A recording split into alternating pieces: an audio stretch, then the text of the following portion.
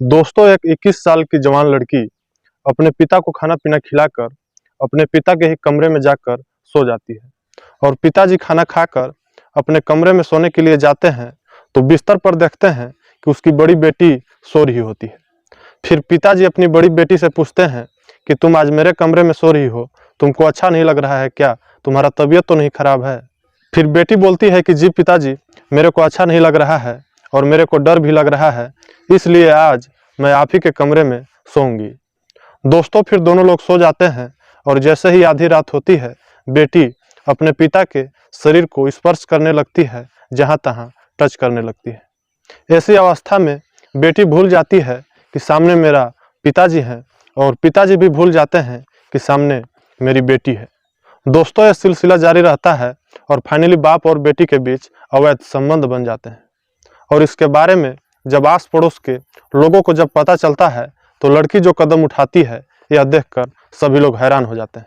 नमस्कार दोस्तों, अपनों की खुशी के लिए आदमी क्या से क्या कर देता है और मजबूरी में इंसान अपना मर्यादा तथा रिश्ता भी भूल जाता है और आगे चलकर इसका पश्चाताप होता है तो आदमी गलत कदम उठाता है। ठीक इसी प्रकार आज की जो कहानी है इसी पर आधारित है कि एक बेटी अपने पिता की खुशी के लिए जो करती है उसे सुनकर आपके रोंगटे खड़े हो जाएंगे। दोस्तों, आज की जो सच्ची घटना है यह मध्य प्रदेश के सागर जिले से है। वहीं का रहने वाली एक लड़की होती है जिसका नाम पूजा होता है, जो ग्रेजुएशन में पढ़ रही थी, जिसका उम्र महज 20 से 21 वर्ष होता है। दोस्तों, पूजा के पिता का नाम प्रेमलाल होता है, जिसका उम्र महज 45 वर्ष होता है।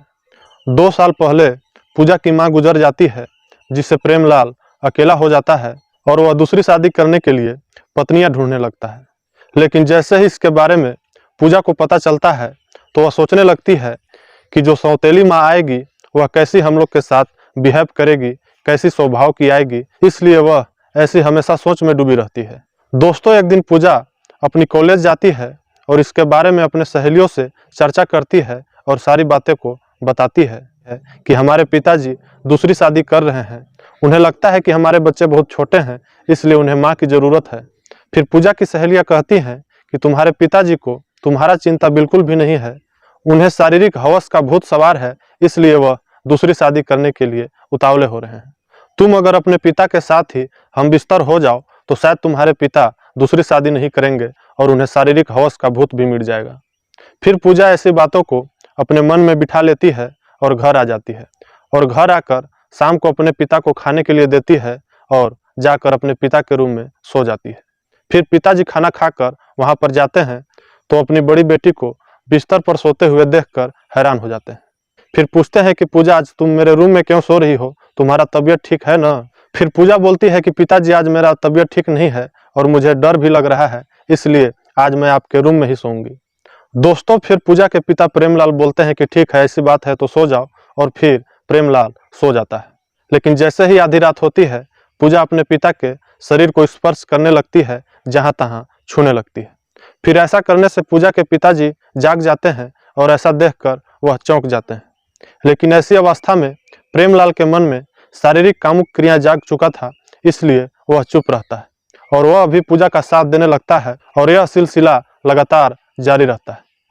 और फिर जो होता है किसी ने कल्पना भी नहीं किया था और बाप और बेटी के बीच अवैध संबंध बन जाते हैं। दोस्तों, यह सिलसिला कई दिनों तक चलते रहता है और एक दिन पूजा प्रेग्नेंट भी हो जाती है। फिर दोनों लोग बच्चे को गिरवाने का प्लान करते हैं और बच्चे को गिरवा देते हैं और फिर यह क्रियाएं जारी रहता है।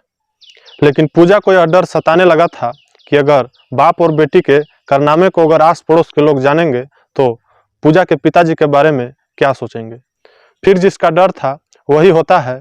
पूजा और उसके पिता प्रेमलाल के अवैध संबंध के बारे में आस पड़ोस के लोगों को पता चल जाता है और सभी लोग जान जाते हैं। जब पूजा को इसके बारे में पता चलता है कि हमारे बाप बेटी के इस कारनामे को सभी लोग जान गए हैं तो पूजा अंतिम में आत्महत्या कर लेती है। ऐसा देखकर आस पड़ोस के ही किसी व्यक्ति ने थाने में फोन कर देता है और तब पुलिस आ जाती है और पुलिस इस मामले का जब छानबीन करती है और जांच करने पर यह पता चलता है कि बाप और बेटी के बीच अवैध संबंध हकीकत में ही बने हुए थे। फिर पूजा के पिता प्रेमलाल को पुलिस गिरफ्तार कर लेती है और उसे जेल में डाल देती है। तो दोस्तों, इस प्रकार की घटना के बारे में आप क्या कहना चाहोगे? नीचे कमेंट में हमें जरूर बताएं और अभी तक आपने वीडियो को लाइक नहीं किया है तो प्लीज़ वीडियो को लाइक करें और चैनल को सब्सक्राइब करके हमारे साथ जुड़ जाएं, क्योंकि इस चैनल पर इस प्रकार से संबंधित घटनाएं लेकर मैं आते रहता हूं। तब तक दीजिए मुझे इजाज़त। मैं मिलता हूं आप सबसे किसी नेक्स्ट वीडियो में नए टॉपिक के साथ, नई कहानी लेकर। नमस्कार।